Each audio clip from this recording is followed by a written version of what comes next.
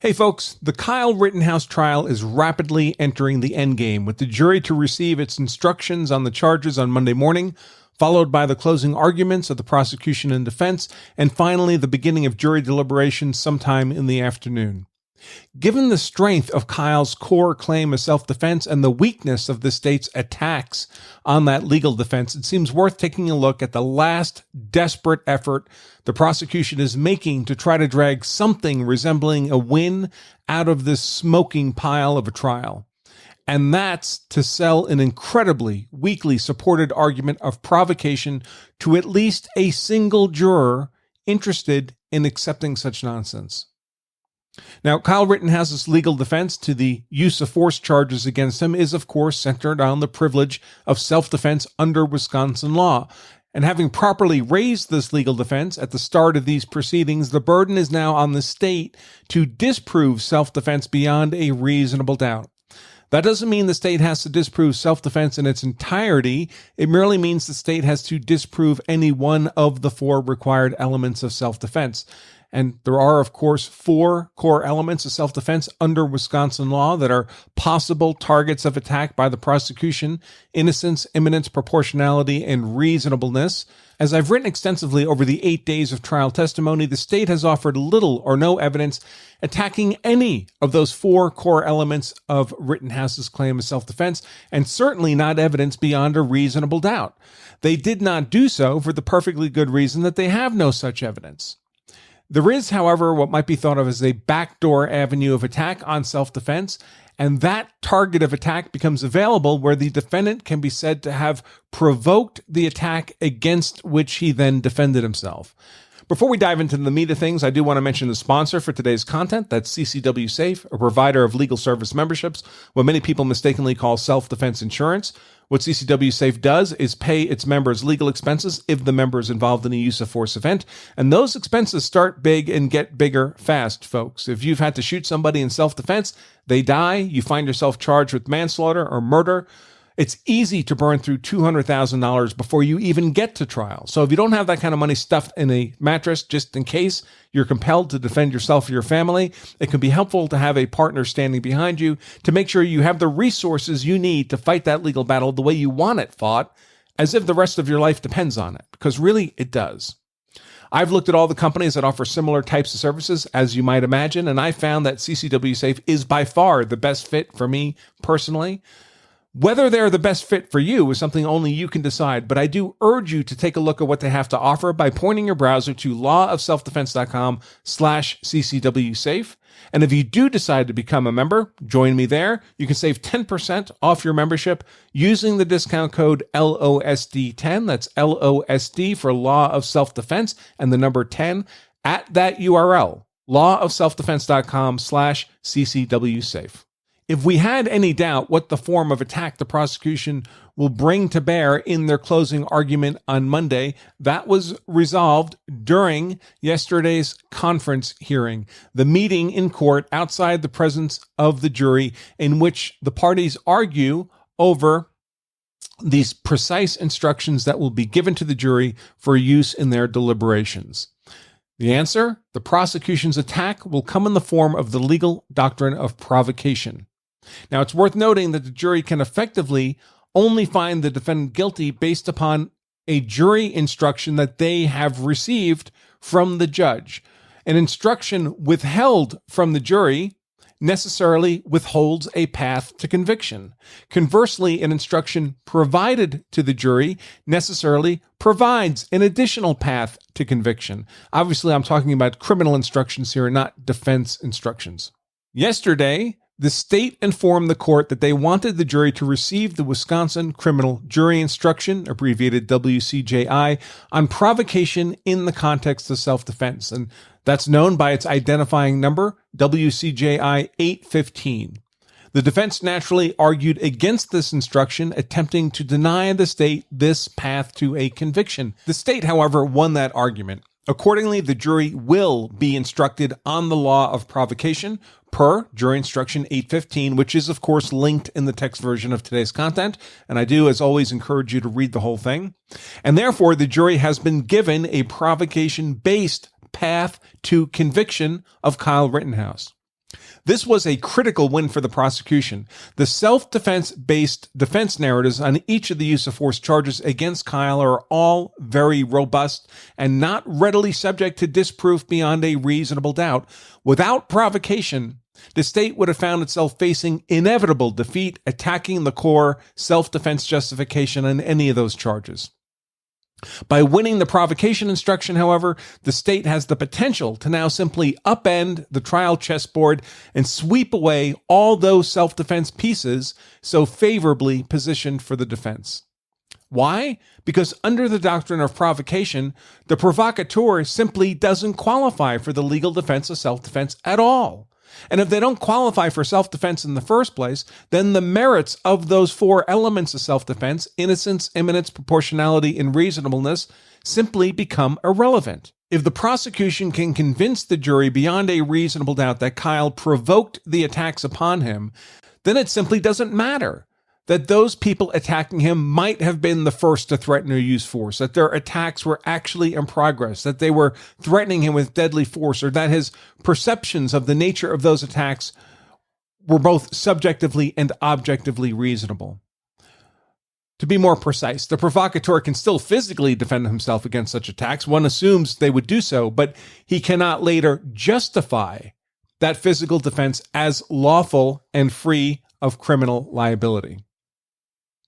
Importantly, there are two types of provocation under Wisconsin law, as under the law of most states, each with different conditions: simple provocation and provocation with intent. Now, simple provocation is engaging in unlawful conduct that would be reasonably likely to provoke a violent response. If that occurs, the person who provoked the violent response does not have a legal privilege of justifying their use of force against that response as self-defense, unless they meet additional conditions not usually required for self-defense. Specifically, the person who engaged in simple provocation has effectively acquired a legal duty to retreat, the element of avoidance that would not normally be a legal duty under Wisconsin law in the case of an otherwise lawful act of self-defense. Before the simple provoker can justify their defense against the provoked violence as legally justified, they must withdraw from the confrontation and effectively communicate their withdrawal to the other party. The second form of provocation is provocation with intent. This occurs when the defendant not only provoked the violent response, but did so with the deliberate intent of then having an excuse to use deadly force against the person they provoked. Importantly, the provoker with intent cannot regain self-defense by withdrawal and communication. On the other hand, the state does acquire the burden to prove that malicious intent to provoke in order to have an excuse to use deadly force beyond a reasonable doubt. The jury instruction that addresses both simple provocation and provocation with intent under Wisconsin law is Wisconsin Criminal Jury Instruction 815. It is, of course, linked in the text version of today's content, and it will be read to the jury Monday morning. Now, the state has explicitly informed the court that it's the state's intent to argue that every use of force for which Kyle has been charged was the downstream consequence of his initial purported provocation of Joseph Rosenbaum. So, if the state can convict on the Rosenbaum charge on the basis of provocation, they believe all the rest of their charges will also result in convictions like a series of fallen dominoes. It's also been mentioned that Assistant DA Jim Krause explicitly informed the court during the conference hearing on jury instructions that the prosecution intends to focus specifically on simple provocation in its closing argument rather than provocation with intent. And this makes sense if only because of the state's choice of charges in this case. The shooting of Rosenbaum was charged not as an intentional homicide, as the state would charge Kyle for his fatal shooting of Anthony Huber, but as a reckless homicide. Remember, the whole point of the doctrine of provocation with intent is that the person provokes an attack by another with the intent to then use deadly force upon them. It naturally follows that the subsequent use of force is intentional, not merely reckless. Arguing provocation with intent in a use of force event that even the state has not charged as intentional would seem logically incoherent. So I would not normally expect provocation with intent to play a role in the state's closing here. That said, this prosecution has not been marked by a great deal of logical coherence at any point, so anything is possible, I suppose. In any case, my expectation is that the state will argue simple provocation, and that's surely the narrative that Assistant DA Jim Krause set out to the court during the conference meeting yesterday, telling the court, quote, "We are saying that in the incident with Mr. Rosenbaum, the defendant provoked it by raising his rifle and pointing it at individuals, Joshua Ziminski. So that is why Mr. Rosenbaum then gave chase to him. The defendant then had a duty to retreat. He retreated. Instead of giving notice of his withdrawal from the fight, he turned and pointed his gun again at Mr. Rosenbaum, an unarmed civilian, which he admitted he knew he was unarmed, and that continued. We will argue that the video evidence, contrary to the defendant's testimony, shows that he raised his weapon at individuals without justification, and that is what provoked the attack by Mr. Rosenbaum." Close quote. Now, if we assume for purposes of argument that what the state is saying is true, and I know, and set aside for the moment any perfectly reasonable doubts about the evidence offered to support this claim, especially that photo, would Kyle purportedly pointing his rifle at Rosenbaum qualify as simple provocation? Well, jury instruction 815 tells us that, quote, "A person who engages in unlawful conduct of a type likely to provoke others to attack and who does provoke an attack is not allowed to use or threaten force in self-defense against that attack." Close quote. Now, the state's argument is that Kyle's purported pointing of his rifle at Ziminski was unjustified, therefore at least a misdemeanor offense, and therefore unlawful, so it would qualify as unlawful conduct for the purposes of simple provocation. Further, the state argues that this unlawful conduct of pointing the rifle provoked a defense of others response from Rosenbaum, that all Rosenbaum wanted to do was neutralize Kyle's purported threat to innocent people in the area. If both of those claims are believed to be true, then the conditions for simple provocation that loses Kyle the legal defense of self-defense have been met, and self-defense collapses. Certainly, if one believes the state's claim that Kyle pointed his rifle for no justifiable reason, that would be an unlawful act, reasonably likely to provoke a response, though believing that claim is a pretty big ask. Nevertheless, again, for our purposes here, we are analyzing the argument as if the claim were provable. Now, even if Kyle was a simple provoker, it is possible for someone who is engaged in simple provocation to regain their privilege of self-defense. How? Well, jury instruction 815 tells us that, quote, "A person who provokes an attack may regain the right to use or threaten force if the person in good faith withdraws from the fight and gives adequate notice of the withdrawal to his assailant." Close quote. So even if Kyle was a simple provoker, he can regain his privilege of self-defense by withdrawal and communication. The defense will naturally argue that Kyle's flight across the car source parking lot with the murderous Rosenbaum in hot pursuit should qualify as withdrawal and communication. Well, maybe, I would think so, but maybe not. The policy behind allowing the regaining of self-defense by withdrawal and communication is to reward the person who may have provoked the fight for their willingness to withdraw from that fight in good faith. Now, a bad faith withdrawal, a momentary withdrawal to reload one's weapons with the intent of returning to the fight, would not qualify for purposes of regaining innocence. It has to be a good faith withdrawal. The state here plans to argue that Kyle's flight across the car source parking lot was not, in fact, a good faith withdrawal from the confrontation he had purportedly provoked. Their evidence for this is that when Kyle was roughly halfway across the lot, he briefly turned and purportedly pointed his gun back at Rosenbaum. Now, the defense will say showed the gun, not pointed the gun, but that's a factual dispute for the jury. The act of pointing the rifle back at Rosenbaum, the state will argue, was either a continuation of the initial provocation or a new provocation, but in any case, it did mean that Kyle's flight was not a good faith withdrawal from the fight. But wait, there's more. In addition to the requirement of good faith withdrawal, this provision to regain the privilege of self-defense also requires that the provoker give quote-unquote adequate notice of that withdrawal. Now, in the real world, not the crazy Assistant DA Binger world, but in the real world, it's common to accept as adequate notice what the law would call constructive notice. Notice is constructive when it's not stated explicitly, but can be readily understood from the circumstances. Here, a provoker who is in full flight from the conflict is usually deemed to have given constructive notice sufficient to qualify as adequate for the purposes of notification. A notarized letter is not required. This trial is not a normal proceeding, however, so expect that the state will claim that Kyle failed to give Rosenbaum adequate notice of his withdrawal. Overall, then, I expect the state to argue that purported simple provoker Kyle cannot regain his privilege of self-defense under the withdrawal and communication provision because his withdrawal was not in good faith and his communication was not adequate notice for this person.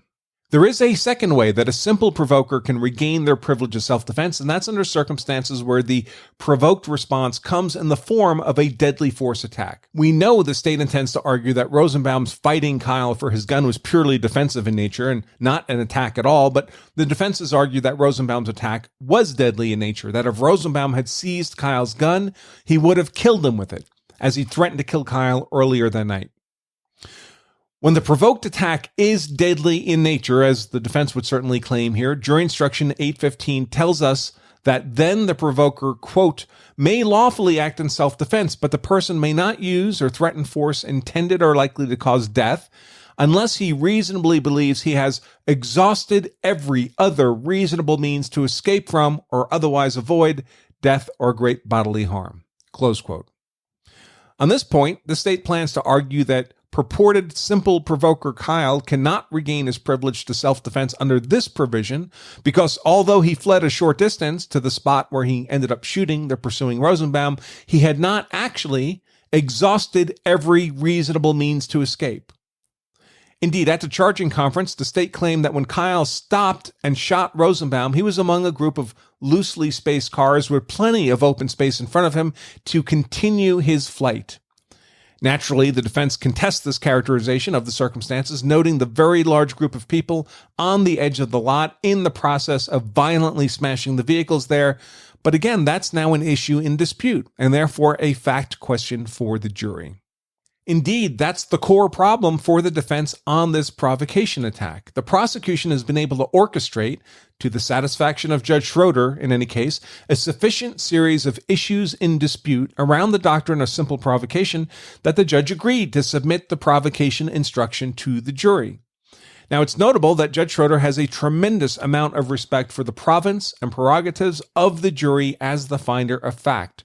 Where there is no relevant fact in dispute, then there is no fact-finding to be done, and the issue is simply a matter of law that should be decided by the judge alone, without the participation of the jury. That should have been the outcome on the gun possession charge, by the way. There is no issue in dispute, so there is no role for the jury. The charge is simply inapplicable to Kyle's circumstances and should have been dismissed by the judge as a matter of law. Once there is even a hair of evidence on an issue in dispute, however, the slightest baby breath of evidence, then the matter arguably falls to the jury to make the finding of fact on that issue. So many of us may find the evidence in support of the proposition that Kyle pointed his rifle at Zeminski, provoking Rosenbaum's attack, the Rorschach photo of the purported event, to be laughable. But it is evidence on an issue in dispute, however laughable, and so the issue in dispute goes to the jury.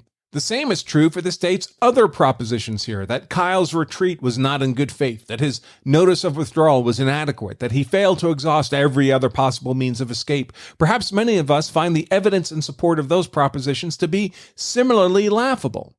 But there exists evidence, mostly, I guess, to support those propositions, however laughable that evidence may be, and so they properly go to the jury. And here's the great risk to the defense generally, and Kyle in particular. The jury may not laugh. My sense is that even the prosecution doesn't believe in the merits or truthfulness of the argument they're putting forward here on provocation as a justified reason to deny Kyle the privilege of self-defense. They are, however, determined to have him convicted by any means necessary. And these arguments on provocation appear to be the only means at hand. Certainly, an attack on the elements of Kyle's claim of self-defense has no likelihood, to any degree of reasonable certainty, of being successful in meeting the state's burden to disprove self-defense beyond a reasonable doubt. It's not even close. With provocation, however, the state is able to offer an interested juror the thinnest of threads by which they might pull themselves to a conviction. By interested juror, I mean a juror that may be unwilling to convict Kyle if there's absolutely no rationale to justify a conviction, as is the case with the legal defense of self-defense itself here, but who would be willing to convict if even the slightest rationale is offered. It's like a recently quit smoker who's trying to do the right thing and not pick up a cigarette in the absence of any reason at all, but who finds that even the slightest reason is sufficient for one quick smoke. Given the nature of the broadcast of these trial proceedings, none of us not in the courtroom can see the faces of the jurors, can see how they react to testimony, to video evidence, to the questioning by the lawyers. But the lawyers certainly can, and use their perceptions of the jurors' reactions to craft their own legal strategy. Ideally, of course, Assistant DA Binger would like to convince all 12 jurors to unanimously agree that Kyle's guilt has been proven beyond a reasonable doubt and obtain his desired convictions. Perhaps that seems unlikely, given the paucity of evidence inconsistent with self-defense and the flimsiness of the evidence in support of provocation. Maybe Binger sees an outright conviction by a unanimous jury as out of reach, at least in this courtroom with this judge, with this jury.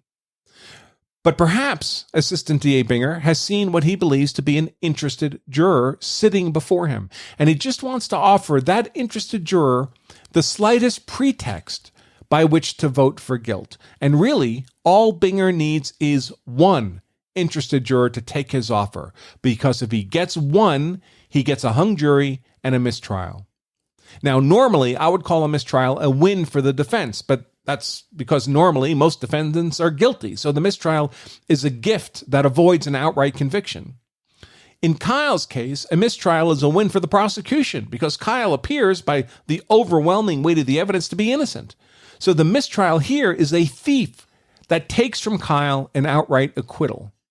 Worse, it simply puts him right back in the tender hands of Assistant DA Binger, who is entirely free to put Kyle through another full-blown trial again, perhaps with a different, more amenable judge, and certainly with a different, perhaps more amenable jury.